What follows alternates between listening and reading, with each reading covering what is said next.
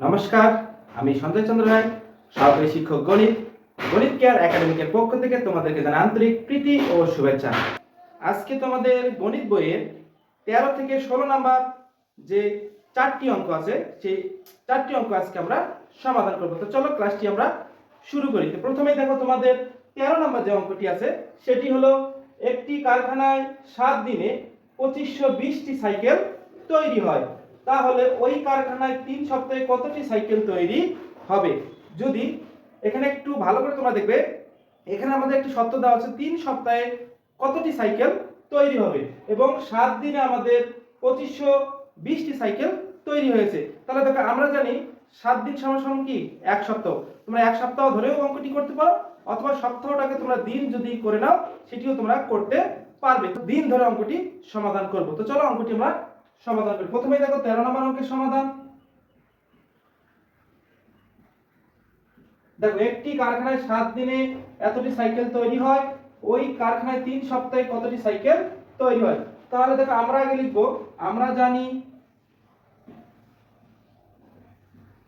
1 সপ্তাহ সমান সমান 7 দিন।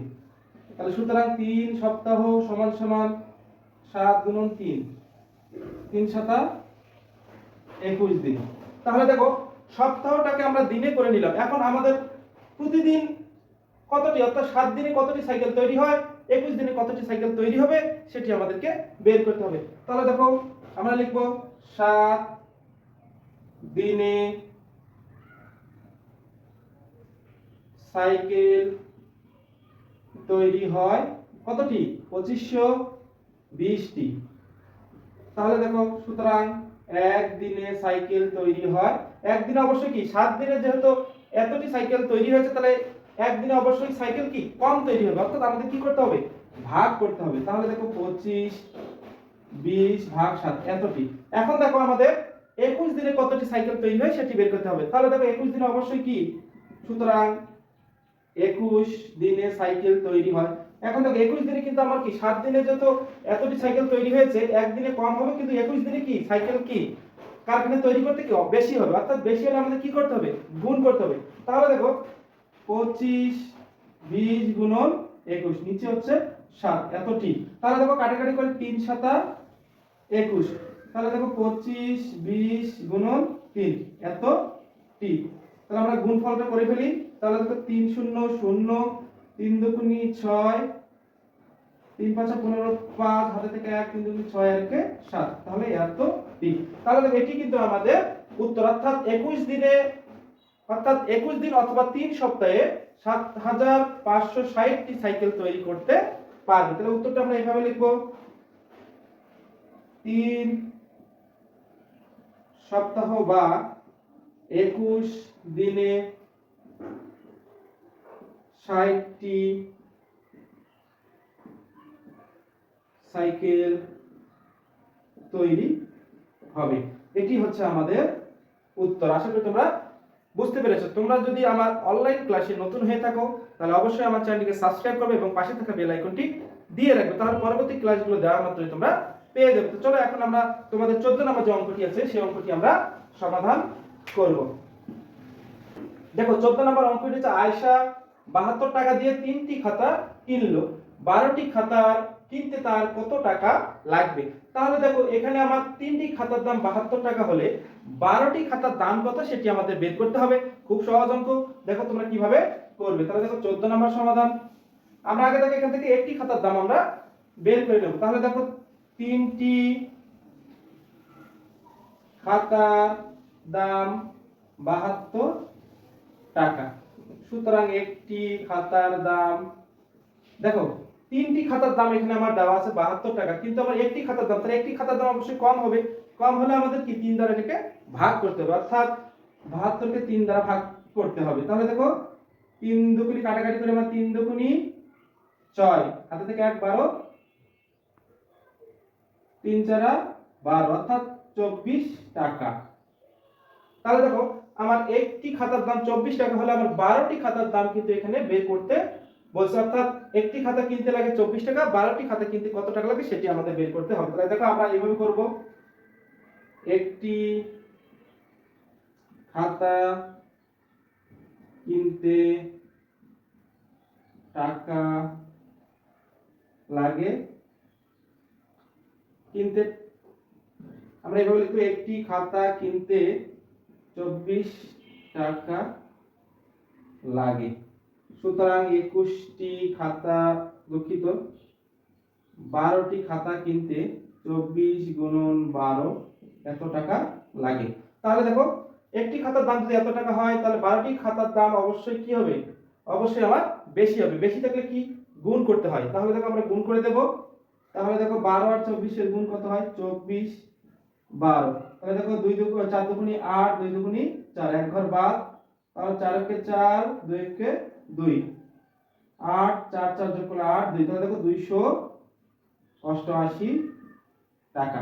অর্থাৎ 12টি খাতা কিনতে আমার 288 টাকা লাগবে। তাহলে আমরা উত্তরটা লিখব, উত্তর 288 টাকা।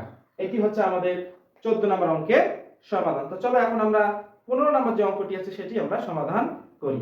দেখো 15 নম্বর অঙ্কটি হলো তোমাদের, যদি 8 কেজি পোলাওয়ের চালের মূল্য 960 টাকা হয়, তাহলে 4800 টাকা দিয়ে কত কেজি পোলাওয়ের চাল কেনা যাবে। অর্থাৎ এখানে আমার 8 কেজি চালের মূল্য এত টাকা এবং এত টাকা দিয়ে কত কেজি চাল কিন্তু পাওয়া যাবে। তাহলে দেখো এই অঙ্কগুলো করতে গেলে মনে রাখতে হবে, যে জিনিসটা আমার বের করতে হবে সেটি আমাদের ডান দিকে রাখতে হবে। তাহলে দেখো, যদি 8 কে এখানে দেখো আমরা 960 টাকায় কত কেজি পোলাও চাল হয়?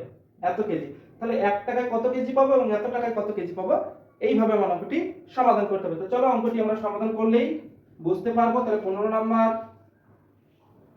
সমাধান দেখো, তাহলে আমরা লিখব 960 টাকায় পাওয়া যাবে 1 কেজি চাল। সুতরাং 1 টাকায় পাওয়া যাবে 1/960 এত। তাহলে দেখো, সুতরাং এত টাকা আমাদের বের করতে হবে। তাহলে এখানে যত টাকা দেওয়া আছে, টাকাটা সবসময় আমার বাম দিকে থাকবে এবং কেজি যত আমরা চালটা বের করবো, তাহলে দেখো এখানে আমরা একটু মিস্টেক, এখানে আমাদের 8 কেজি চাল পাওয়া যায়। তাহলে দেখো 8 ভাগ এত। তাহলে দেখো এত টাকায় পাওয়া যায় কত কেজি? 8 কেজি চাল। তাহলে 1 টাকায় পাওয়া যাবে এত। তাহলে এত টাকায় আমার কত পাওয়া যাবে সেটি আমাদের বের করতে হবে। তাহলে দেখো 4800 টাকায় পাওয়া যাবে, তাহলে 8 গুণন 4800, যেহেতু বেশি তাহলে গুণ হবে, তাহলে 960 ভাগ। তাহলে দেখো আমরা কাটাকাটি যদি করি, 0 0 কাটা। তাহলে দেখো 8 দিয়ে যদি এটাকে আমরা ভাগ করি, দেখো 8 দিয়ে ভাগ করা যায়। 8 কে 8, হাতে থেকে 1 16, 8 দুগুণী 16, অর্থাৎ 8 বারাং 96। আর এখানে দেখো তাহলে আমার 12 দিয়ে আমরা এটাকে কাটাকাটি, 4 বারাং 48, সাথে একটা 0, অর্থাৎ তাহলে आंसर হচ্ছে দেখো আমাদের 40 কেজি। 40 কেজি। আশা করি তোমরা বুঝতে পেরেছো। কাটাকাটি গুলো যদি তোমরা বুঝতে কষ্ট হয়, একটু ক্লাসটা টেনে টেনে দেখবে, তাহলে অবশ্যই বুঝতে পারবে। তাহলে দেখো প্রথমে আমরা একটি শূন্য কেটে দিয়েছি। 8 দিয়ে 96 কে আমরা ভাগ করলে কত হয়? 12। 8 বারাং 96। তাহলে দেখো 12 দিয়ে যদি আমরা 480, দেখো একটা শূন্য কিন্তু আমার আগেই কেটে গেছে, তাহলে 480। তাহলে দেখো 4 বারাং 48, আর এখানে 0, অর্থাৎ 12 দিয়ে আমরা 480 কে ভাগ করলে কত হয়? 40। তাহলে দেখো আমরা 40 কেজি চাল কিন্তু ক্রয় করতে পারবো। অর্থাৎ 4800 টাকা দিয়ে আমরা 40 কেজি চাল কিনতে পারবো। তাহলে উত্তর আমরা লিখবো এইভাবে, উত্তর 40 কেজি। এটি হচ্ছে আমাদের 15 নম্বর অঙ্কের সমাধান। এখন চলো তোমাদের অনুশীলনী 3 এর শেষ যে অঙ্কটি আছে 16 নম্বর অঙ্ক, সেটি আমরা সমাধান। দেখো তোমাদের 16 নম্বর অঙ্কটি হলো, একটি মোটরসাইকেল 12 লিটার দিয়ে 30 কিমি যেতে পারে, তাহলে 100 কিমি যেতে কত লিটার পেট্রোল লাগবে। অর্থাৎ তোমাকে এখানে দেখো 12 লিটার দিয়ে আমরা 300 কিমি যেতে পারি। একটি মোটরসাইকেল 12 লিটার তেল দিয়ে 300 কিমি যেতে পারে, তাহলে 100 কিমি যেতে তার কত লিটার তেল লাগবে। অর্থাৎ এখানে আমাদের দেওয়া আছে কিন্তু কিমি দেওয়া আছে, আমাদের লিটার বের করতে হবে। তাহলে দেখো আমরা একটা সাজাই নিতে হবে এইভাবে। তাহলে 16 নম্বর সমাধান দেখো, 300 কিমি যেতে পেট্রোল লাগে, পেট্রোল লাগে 12 লিটার, 12 লিটার। সুতরাং 1 কিমি যেতে পেট্রোল লাগে। তাহলে দেখো 300 কিমি যেতে যদি 12 লিটার লাগে তাহলে 1 কিমি যেতে অবশ্যই কম লাগবে, তাহলে কি করতে হবে, ভাগ করতে হবে। তাহলে দেখো 12 ভাগ 300 এত লিটার। এখন দেখো আমাদের 100 কিমি যেতে কত লিটার পেট্রোল লাগে সেটা আমাদের বের করতে হবে। সুতরাং 100 কিমি যেতে পেট্রোল লাগে, তাহলে দেখো 12 যেহেতু বেশি তাহলে আমাদের কি করতে হবে, গুণ করতে হবে। তাহলে 300। এখন দেখো কাটাকাটি করি, 100 দিয়ে 300 কাটলে 3 হয়, 3 দিয়ে যদি আমরা 12 কাটি 3 4 12, তাহলে আমাদের 4 লিটার পেট্রোল লাগে। তাহলে দেখো আমরা অঙ্কগুলো খুব সহজে করতে পারতেছি। তাহলে দেখো এখন আমাদের উত্তর লিখব আমরা